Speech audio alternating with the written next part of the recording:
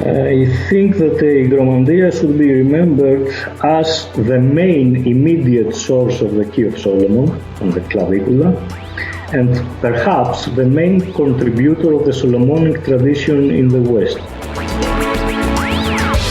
Salutations, listeners, and welcome back to Glitch Bottle, the podcast where we uncork the uncommon in magic, mysticism, and the generally misunderstood. I'm Alexander Eth, and today we are excited to talk about the Hygromanteia and the Book of Wisdom of Apollonius of Tyana with Ioannis Marathakis.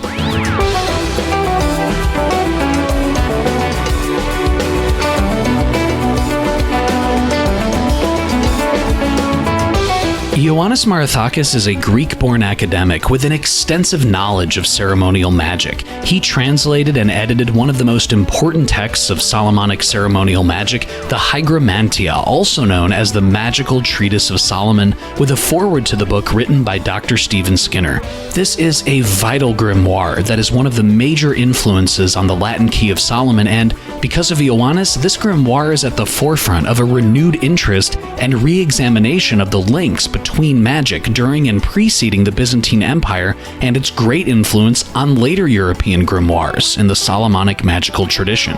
On top of all of this, Ioannis' latest book is called The Book of Wisdom of Apollonius of Tyana. It is a beautiful tome that fills in the gaps with excellent and useful information about the magical names of the sun, the moon, the earth, and the seasons, the very names and practices that influenced well-known grimoires later on, like the Heptameron or the Elucidarium, CLM 849, the Necromancer's Handbook, and so much more. Ioannis shares on all of these topics, and he also answers your Glitch Bottle Patreon listener questions. Also, a very special thanks to the great Annalise Antoinette for her incredible help in making this podcast possible. And now to help us uncork the uncommon, I give you Ioannis Marathakis.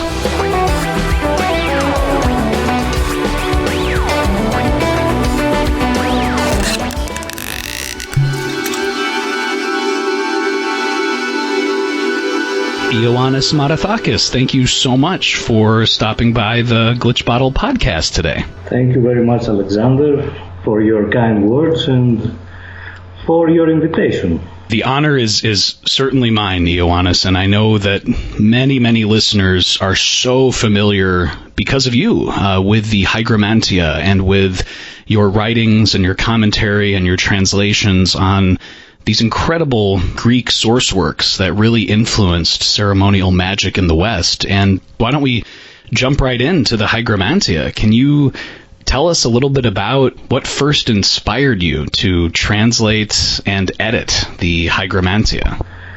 Okay, first of all, I want to say in advance that I may pronounce Greek words and names differently. So you say Hygromanteia, I will say Hygromanteia. I'm not trying to correct you or anyone. I'm just more accustomed to the modern Greek pronunciation. Also, I will say Apollonius of Tyana instead of Tyana. Anyway, I first heard about the Solomonic Key at an early age. It was common belief at the time that children must have an afternoon nap. Usually children didn't want to go to bed, and the mothers used to scare them with Mesimeras, the noon man. He was a particular boogeyman for afternoon naps. When my sister was about 4 and my mother wanted to put her to bed, she once used a scary neighbor instead of the noon man. She said, "I will give you to Mrs. Panayota, who goes to the terrace at night and reads the Solomonic Key under the stars." When I asked her, "What is this Solomonic Key?" she wouldn't give me any straight answer. So I looked it up in an encyclopedia we had, and I first learned about the Testament of Solomon. There was no entry about the key. When I was 12 at high school, I bought this book, a book that plagiarized the book of ceremonial magic by weight. So I finally learned about the Key of Solomon. My first impression was that the key was some kind of true original, the source of the various Greek legends about the Solomonic Key. But then, when I was about 15, I came across a book about writing materials in Greece during the post-Byzantine period. This book made reference to some Greek manuscripts that contained the pen of the art, the virgin parchment, and the various magical inks. I immediately recognized the similarities with the Key of Solomon. However, I couldn't follow the bibliography at the time. I was just 15 years old. And after the years passed, I couldn't locate this book again. But after this, I knew that there were Greek Solomonic manuscripts after all. Now, about 15 years later, in 2004, I accidentally saw the Circle of the Art with Greek letters in Joseph Peterson's Esoteric Archives. I immediately contacted him and he gave me the initial bibliography to start with. Then I gathered all the material, started translating it, but it was too perplexing for me at the time, and I didn't know how to organize the material properly, so I temporarily quit this task. When Stephen Skinner contacted me in 2011, I already had most of the material translated, and the project was finally mature in my mind. To that point, can you share, Ioannis, about how was the Hygromanteia initially compiled, and do we know who compiled it? About the person, I have no idea, unfortunately. About how it was initially compiled, I can only speculate. In general, the Hygromanteia is divided in three main parts, and there are also the various divination methods and other techniques that are loosely connected to the rest of the book. I believe that these techniques at first were preserved in various kinds of collections, from which a scribe could copy some and maybe add other methods he knew from his family maybe, and thus form a new collection. Now, the Hygromanteia proper, let's say, it has three parts. The first part is about astrological talismans. I tend to believe that it must have been partially developed from the Picatrix. The Picatrix is not to be found in the Greek manuscripts as a whole, but parts of it can be found. I suspect that these parts were translated in Greek during the 11th or 12th century, something that led to the compilation of this first part of the Hygromanteia, which is unlikely to have appeared prior to the 13th century in its present form. Now, the second and third parts of the Hygromanteia are different but relevant methods of education, which are clearly developments of a single method. In their present forms, I believe they can't have been written prior to the 13th century either, and their origin remains still a mystery to me. If my 13th century theory is true, it is curious that the first two evocation books appear almost simultaneously in different parts of Europe, the Hygromanteia in the east and the Swan Book of Honorius in the west. They don't seem to be dependent on each other, but they do have some common context. Now, to answer your question, I believe that some anonymous scribe with an interest in the occult came across the three parts of the Hygromanteia as different texts and compiled them into one work. The connecting point was probably the writing materials, as they can be related to all three parts. But the compilation, of course, is not always successful. For instance, the demonology of the first part is totally different from the demonology of the other parts. So many listeners, Ioannis, are also very familiar with the Greco-Egyptian Magical Papyri, or the PGM. And I know previous guests like Dr. Stephen Skinner have mentioned that there's kind of an evolution of technique from, the PGM going up through the Hygromanteia and the Byzantine Empire and then into Europe from there. Can you, Ioannis, share what is the relationship of the magical techniques and the Hygromanteia to the earlier Greco-Egyptian magical papyri, or the PGM?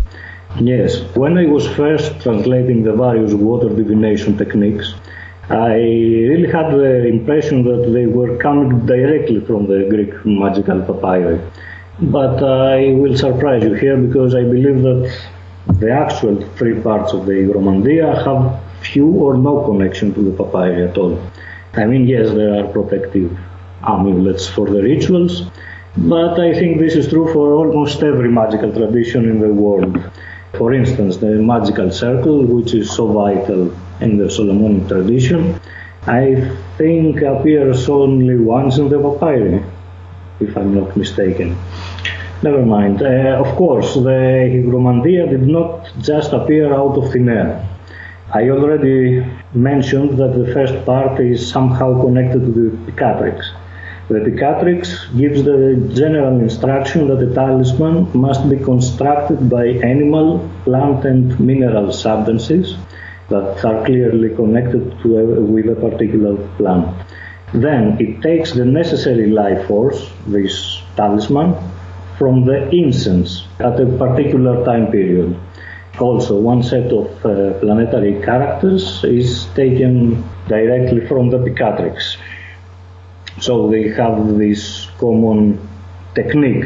The Picatrix, of course, does draw this material from late antiquity sources. But these sources are certainly other than the Greek magical papyri. We can trace an echo of this other tradition in Iamblicus, who states that in his time there were two sacred traditions. It was the tradition of the Egyptians and the tradition of the Chaldeans. He also makes clear that he preferred the second tradition, the Chaldean. This was the tradition of the Chaldean oracles, which influenced deeply the Neoplatonic philosophers after Plotinus. Some of these philosophers actually practiced Chaldean theology, such as Iamblicus and Proclus. And Proclus does give some information about the animals and plants that are connected to the sun, and don't remember, maybe to other planets as well. I tend to believe that the evocation part also originates from Chaldean theology, but this is an ongoing research and I can't yet support this view with actual evidence. So what I believe is that the talismanic and evocation parts of the Hygromanteia are developments of different techniques of Chaldean theology. I could say it is an evolution, but this word contains a misconception, I think. We usually think evolution as something that entails refining or improving, but this is not entirely correct. Evolution is just adapting to a new environment, so the Judeo-Christian interpretation of evocation by the Solomonic tradition is not actually an improvement of Chaldean practices in my mind. It is a development that allowed the material to survive through the Middle Ages. So that's what I think about the subject in general. Can you share, Ioannis, does the Key of Solomon represent a more condensed version of the techniques outlined in the Hygromanteia, or is there more information that you'd like people to know? Well, in a way, yes, and in a way, no. So the original compiler of the clavicula did abridge some of the Hygromanteia material, edited some, and omitted some other. But he also combined the whole with a lot of material from other sources. This way, the Key of Solomon procedure became more elaborate. For example, the Harley manuscript, if we measure it in pages of my book format, covers the first method of evocation, along with the preparation of all the materials and instruments, in 12 pages only. Then the Key of Solomon is an entire book almost dedicated to evocation, so it's not condensed. It is condensed in some instances, but it is made elaborate by the addition of other techniques from other books.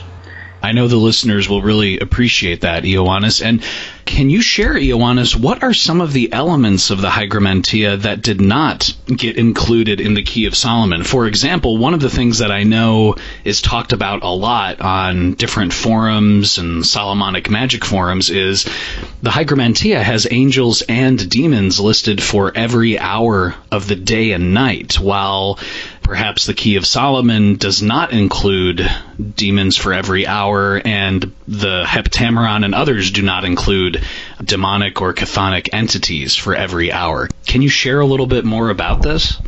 Yes, first of all, I must say that the name Key of Solomon is a generic term that includes many variations of the texts, and which can be divided into many families. I don't know all of them, and I can only hope that in the near future there will be a study regarding the subject. So I will speak about the ones I know. The talismanic part of the Hygromanteia is almost totally excluded from all the variations. No angels and demons of the hours, no different talismanic results for each hour, no planetary inks, no planetary parchments, no planetary characters, no planetary prayers. There are talismanic sections in the Key of Solomon, but they are probably copied from other sources that I don't know. Now, the elements that the Key of Solomon did not include from the evocation parts of the Hygromanteia is mainly the Ring of Solomon and the Lamen or Heavenly Seal. In some families of the Key of Solomon, the Heavenly Seal seemed to have been replaced by the so-called 9 Kandari. Unfortunately, we don't yet have a definite study on the subject. As far as I know, there are people researching the Kandari at the moment, and I am looking forward to reading the findings. There is, of course, the issue of the demonic hierarchy. In the Hygromanteia, there are 4 demon kings of the 4 quarters. Most versions of the Key of Solomon do not contain a list of the spirits one can evoke. However, there is at least one family of the key that preserved the names of 3 demon kings. It excluded the 4th, I think probably in order to reflect the Christian Holy Trinity in a negative way. It's the same hierarchy that was preserved in the Grimorium Verum. What was the most surprising thing, Ioannis, that you discovered when going through this translation process? You remember what I told you about the relation I think exists between the Hygromanteia and the magical papyri, that I believe there is no connection or little connection, but I found most surprising that the Ring of Solomon, as it is described in a single 16th century manuscript, contains a variation of the word Sesengen Barfarangis. This is a common word of power in the Greek magical papyri, and no earlier version of the ring contains this word. I still can't explain how this late antiquity element was at the disposal of a 16th century scribe. I think maybe he found it engraved on a magical gem or something, but I cannot be certain about it.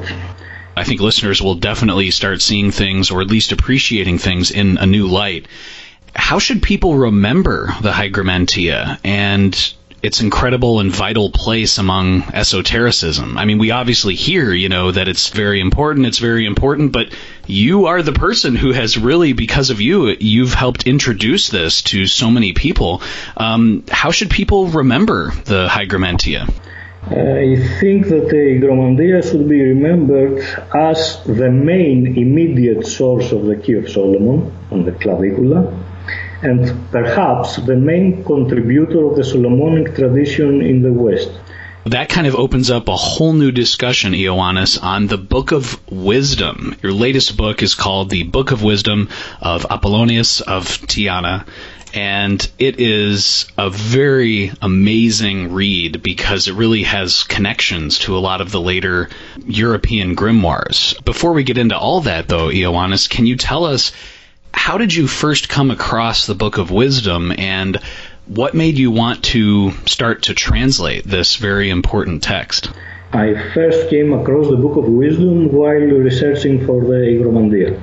I read some versions of the text and I realized that as Hygromanteia had resemblances to the Key of Solomon, this one had resemblances to the Heptameron. So I gathered again all the material and started the research along with the Hygromanteia back in 2004. I found the list of the manuscripts in Greenfield's book, Traditions of Belief in Late Byzantine Demonology. Now, Greenfield follows Pingree, who says, mistakenly in my opinion, that the most complete version is extant in Arabic, specifically in the BNF Arab 2250 manuscript. So I also ordered a microfilm copy from the Bibliothèque Nationale, but I couldn't read it, of course, because I can only syllable Arabic words. The manuscript is written in Old Arabic, so I couldn't give it to a normal translator. I needed a scholar for this. On the other hand, I hesitated to reach out to a university professor and just ask him to translate 100 manuscript pages for me. So I waited until the right time comes, and indeed it came.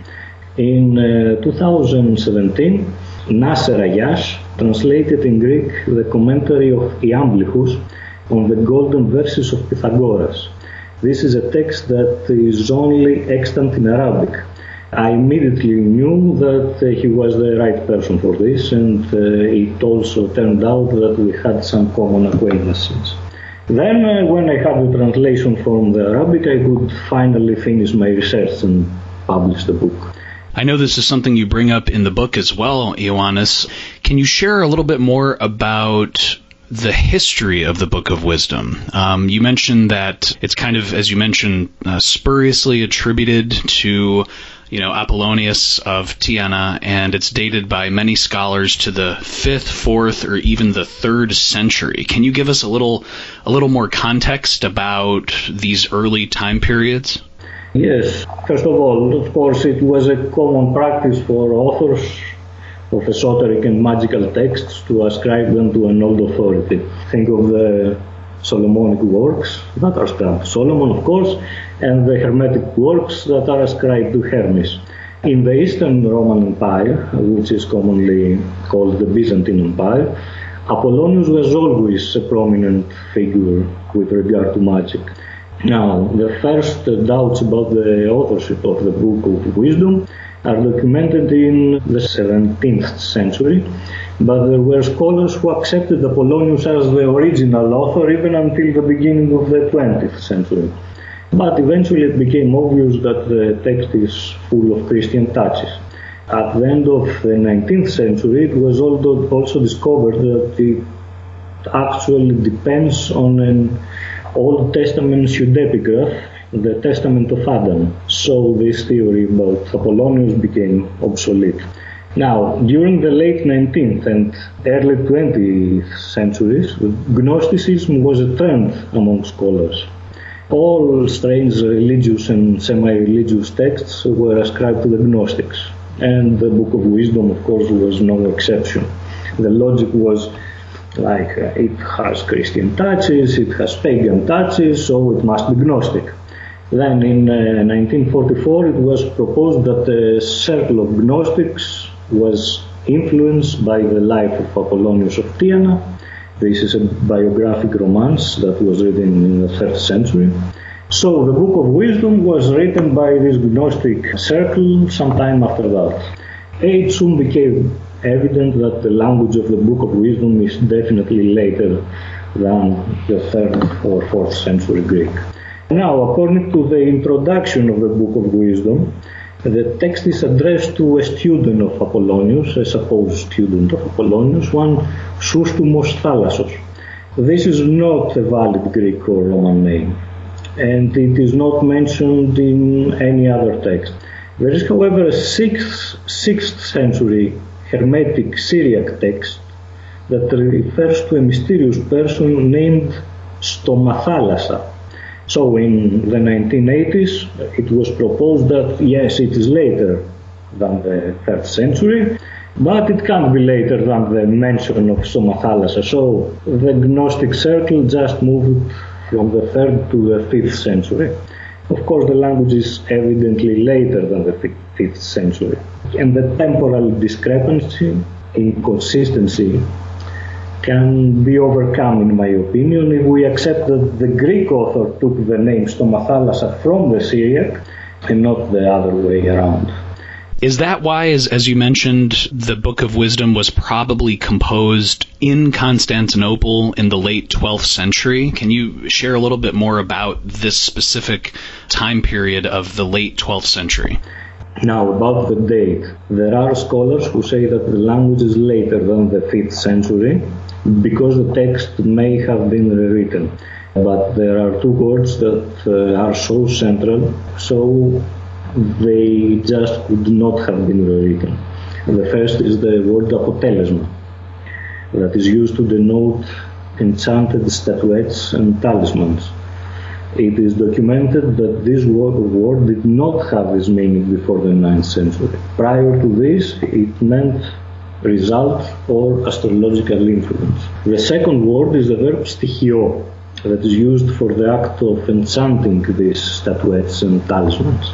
It is again documented that it did not have this meaning before the 11th century. Prior to this, it meant to teach the basic principles of something. Also, the older version of the Book of Wisdom states that the vernal equinox falls on the 13th of March, something that first happened in the 12th century. And it can't be later than the 12th century because in the first decade of the 13th century the text began to appear in Latin manuscripts. Now, about the place. The author must have had access to rare translation of Arabic or Syriac texts, such as the Testament of Adam and the 12 Commandments of Stomathalassa, also possibly the Book of Enoch, parts of the Picatrix, and some works of Proclus. I believe that these sources would be impossible to be found outside Constantinople at the time. Ioannis, can you share to that point about the sources of the Book of Wisdom? You've touched briefly on the Testament of Adam. Can you share a little bit about what is the Testament of Adam and what were the elements included in the Book of Wisdom? And then the second source that you mention is the Telesmata of Apollonius. And again, please forgive my pronunciation. Can you share about both of these sources and what would you like listeners to know? Okay, the Testament of Adam is an Old Testament pseudepigraph which is dated to the 3rd century. It is a quite short text that contains 3 sections: the horarium, the prophecy, and the hierarchy. In the first section, the horarium, Adam reveals to Seth which beings praise God at each hour of the day and night.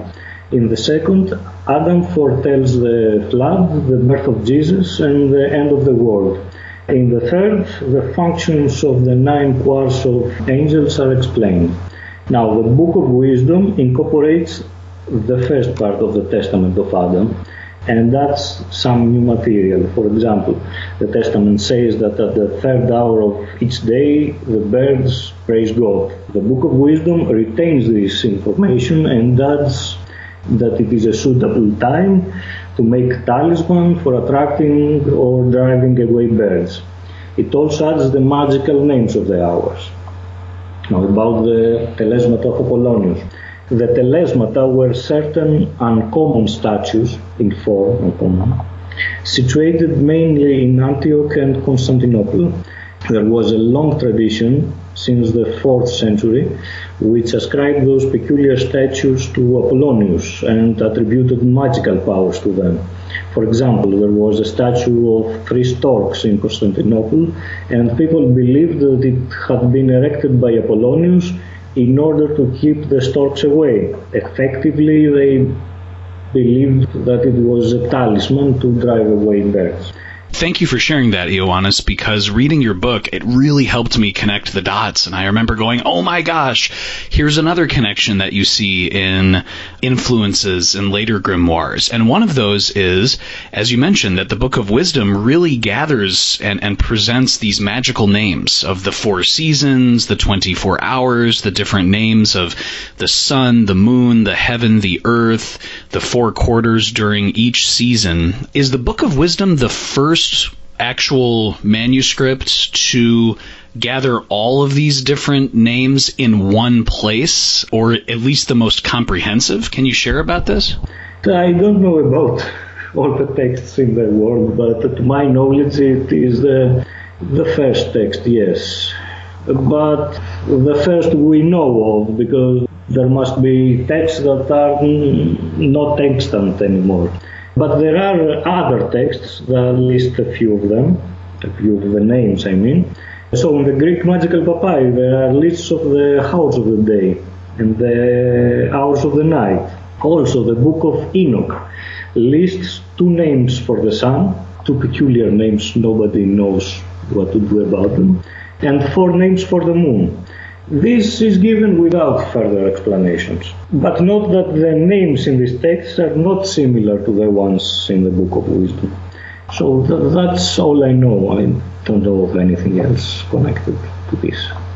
Is the process of naming the sun, the moon, the earth, and the seasons in a magical rite, is that specifically or heavily emphasized as a Greek tradition? Or in your studies, have there been other cultures, other parts of the world where the actual occult or esoteric names of the sun, the moon, the earth, and the seasons are used as well in a magical rite? Well, I don't know about other cultures, really. But I don't think that is a Greek tradition at all. We don't have pure Greek instances. The names of the hours in the Greek magical papyri are clearly not Greek. They probably have an Egyptian origin. The names of the sun and the moon in the Book of Enoch seems to have a different origin, possibly Mesopotamian. Based on some passages of Michael Psellos and the Neoplatonic philosopher Proclus, I formed the hypothesis that some of the names of the Book of Wisdom may have originated in Chaldean theurgy, but of course I have no strong evidence about this. Now, if this theory is true, they have a Mesopotamian origin. An interesting point, though, is that they were all transmitted through Greek literature, even those in the Book of Enoch. The Ethiopian version we have today, and it is extant, is considered to have been translated from a Greek version that is not extant now. It's really all that I can say about this.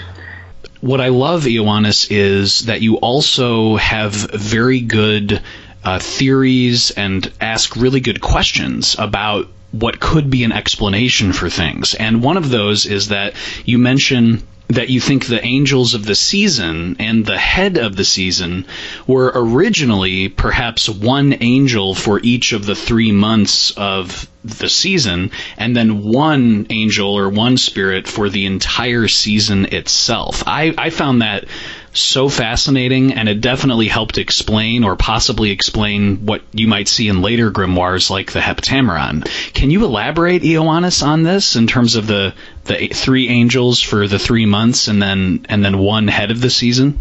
Well, I'll try. The angelic names of the seasons evidently have a different source from the rest of the names of the Book of Wisdom.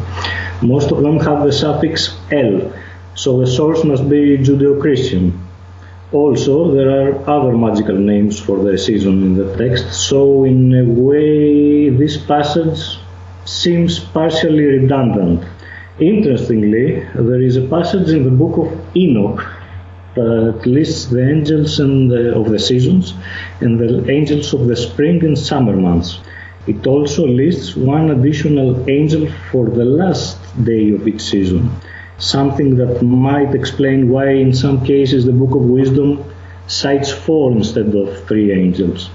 Of course, the names in Enoch are very different from the ones in the Book of the Wisdom. On the other hand, this passage of the Book of Enoch seems to be corrupt, since it doesn't list the angels of autumn and winter months. Now, the Ethiopic Enoch was translated from a Greek version that is not extant, so maybe the Greek versions of the names were closer to the Book of Wisdom. I realize that this theory may be too far-fetched. The source might be another Judeo-Christian text with similar information. Or maybe the compiler of the Book of Wisdom just used the angelic hierarchy of Enoch with names he found in a different source. I don't know. I believe that the compiler added this information because he didn't find names for the months in his primary source. I also believe that he did the same with the angelic names for the days of the week, since they are also Judeo-Christian in origin. I think listeners will really appreciate that, Ioannis, because, again, I mean, until I read that, I never thought about it in that light before. So whether more information comes up in the future would be fantastic, but I know listeners will appreciate you kind of putting those questions out there. And to that point, Ioannis, can you share a little bit about more of the history? How did the Book of Wisdom arrive in Western Europe? You mentioned that the text first appeared in Western Europe in the early 13th century after the sacking of Constantinople by the Crusaders in the year 1204. Was that the main reason of the text arriving? Can you share a little bit more about this? Actually, what I imply is that it happened because of the sacking. I mean, I have no actual evidence, but manuscripts were considered valuable at the time, and they must have been taken, as precious metals and works of art have also been taken. We know, for example, that the 4 gilt horses that were standing in the Hippodrome of Constantinople were transferred to the Basilica of St. Mark in Venice. And interestingly, these horses were believed to be actual telesmata of Apollonius. Ioannis, you've kind of touched on this before in terms of the names of the seasons and the sun and the moon. Can you share about what is the relationship as you see it between the Heptameron and, the Elucidarium and texts like that and the Book of Wisdom in terms of some of these names of the sun, the moon, the earth, and the seasons? Are there any similarities or are they pretty different? No, I think there are many similarities. But first of all, I want to make clear that the Book of Wisdom is neither the main source of the Heptameron, nor its immediate source. I believe that the Heptameron is mainly a condensed form of the Swan Book of Honorius, but it includes the names of the house, seasons, etc. as secondary material. Now, the immediate descendants of the Book of Wisdom were 2 Latin texts, one named De Viginti Quatuor Horis, or on the 24 hours, and one named the Discretione Operis Differentia, or on distinguishing the diversity of the work. Note that I also use a different pronunciation from the Latin too. It's the pronunciation the classic Latin we learned in school. Again, the first text on the 24 hours cites the names of the hours, and the second text, on distinguish the diversity of the work, lists all the other names. It was these texts that served as sources for other books, such as the Liber Lunae, the Book of Raziel, the Steganographia, the Heptameron, etc. But I can't determine exactly which book copied which.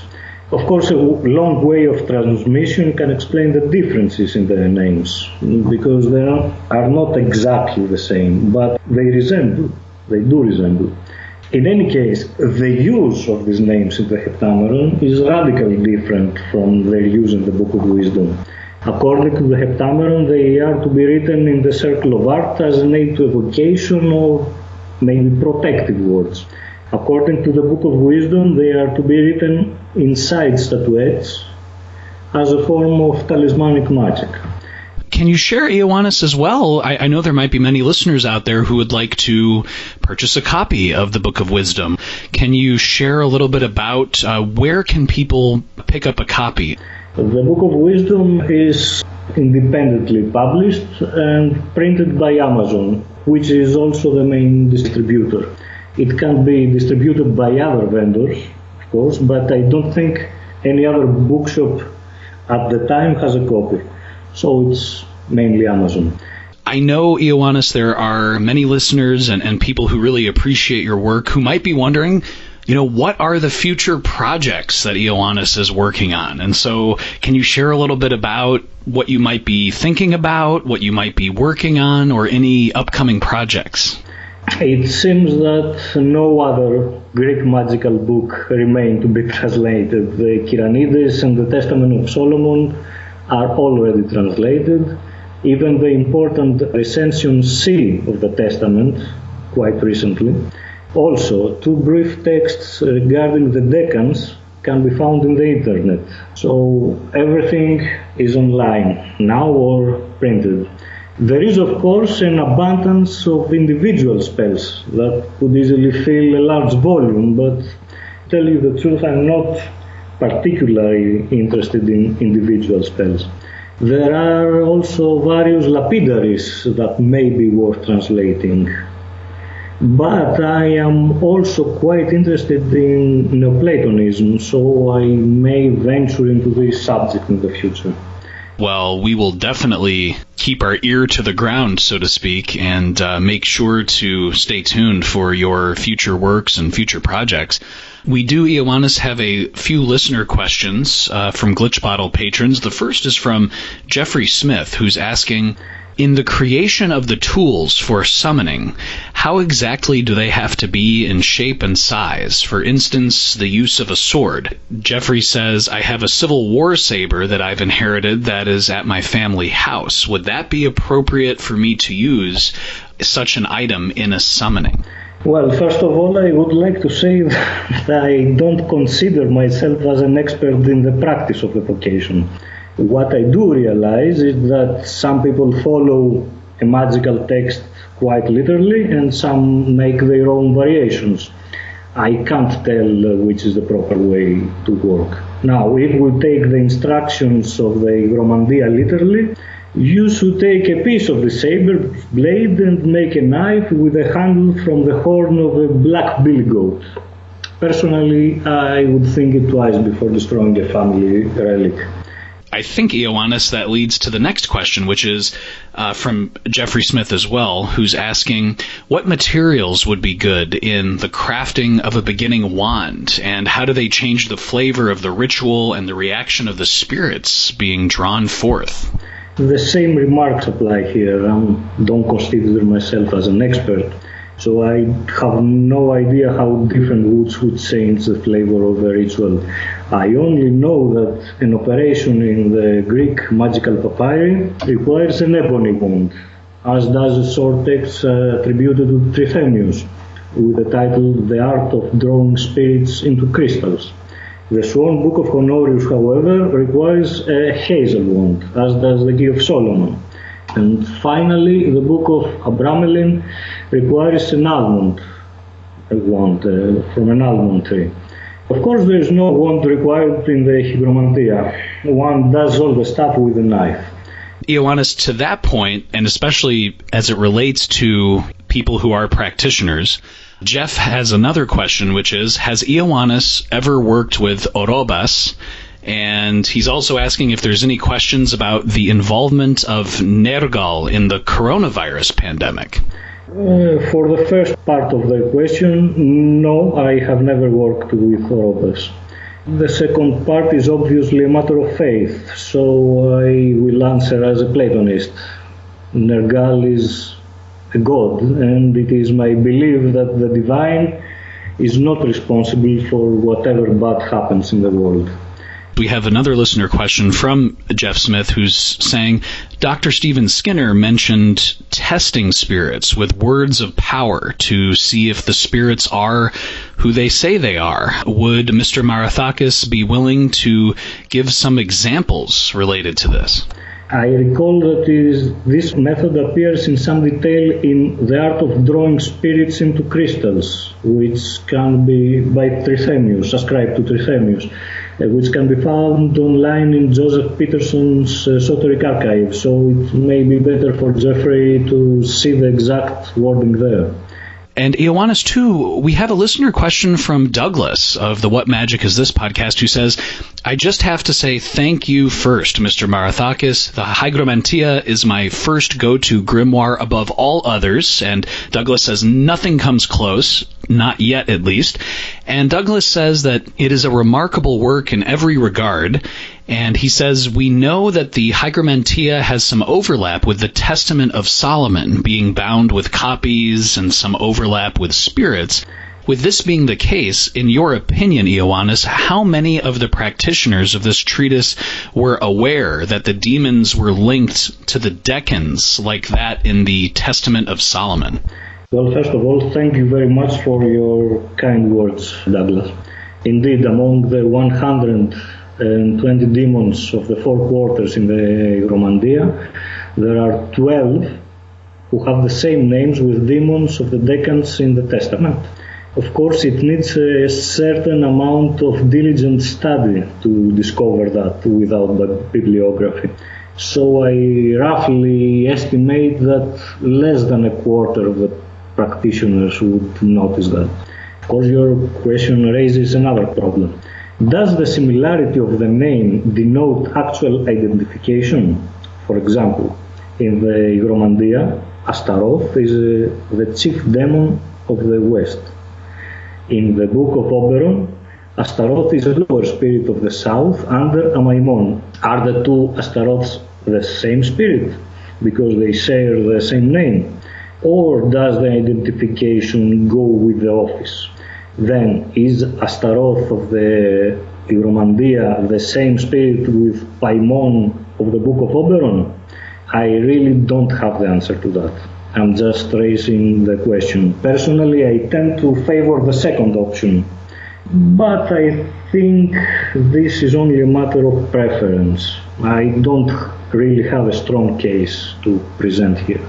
I know Douglas and myself, and I hope the listeners really appreciate that, because as someone who is a scholar and someone who researches these things, I think your context is incredibly valuable, Ioannis, and that actually goes to Douglas's second question, which says, the Goetia and the Key of Solomon still remain the most prevalent Solomonic grimoires to this day for obvious reasons, and Douglas is asking, for someone beginning in the grimoires, the treatise has a precision and ease of use that is lacking in the aforementioned documents, making it somehow easier to access if only they discover it. Do you, Ioannis, feel that the Hygromanteia will get more popular over time and perhaps usurp these texts? And one last time, Douglas says, thank you so much, Ioannis, for your work. Well, I may be wrong here, but I believe that the Goetia and Mother's version of the Key of Solomon still remain the most prevalent Solomonic grimoires, but for different reasons each. The Mother's Key of Solomon has a very elaborate evocation technique and no spirits to evoke. To my knowledge, it is mainly used for its talismans, which are very attractive and relatively easy to construct with the right tools. The talismans of the Hygromanteia, on the other hand, are not so attractive, plus they require special materials that cannot be found in commerce, let's say horse parchment. So with regard to talismans, I don't think it will ever get more popular than the Key of Solomon. Now the Goetia has a relatively easy method of evocation, but it is the description of the spirits that really catches the reader's attention. It is somewhat more personal, as if you get to know them beforehand. And I believe this is one of the main reasons that most people use the Goetia for evocation. And as the Hygromanteia does not have any spirit descriptions, I don't think this will ever change as well. Ioannis Marathakis, an incredible academic and extensive knowledge of ceremonial magic. I know that so many listeners are familiar, Ioannis, with your amazing work translating and editing the Hygromanteia, and Ioannis's latest book, there'll be a link below, is the Book of Wisdom of Apollonius of Tyana. Thank you so much, Ioannis, for taking the time and coming on the podcast today. Thank you, Alexander, for having me. Listeners, I hope you enjoyed that as much as I did. Ioannis' scholarship and wisdom can be summed up in one word: context. His research and connecting the dots really puts a needed context around the Hygromanteia's place in the grimoire tradition, and also how both the Book of Wisdom and the Hygromanteia fill in the seeming gaps in later grimoires. So definitely check out the video and podcast descriptions where you can get a copy of either of these books. Also, as always, a very special thanks to each and every Glitch Bottle patron on Patreon and your great questions in this podcast. And if you're listening to this and you have not yet seen your reserved seat on the Glitch Bottle Caravan, you can always get exclusive content by supporting Glitch Bottle on Patreon. That's patreon.com/glitchbottle. And you can always subscribe to Glitch Bottle on YouTube, iTunes, Spotify, Spreaker.com, and Stitcher Radio. As always, this is Alexander Eth reminding you to invoke often, uncork the uncommon, and keep the light.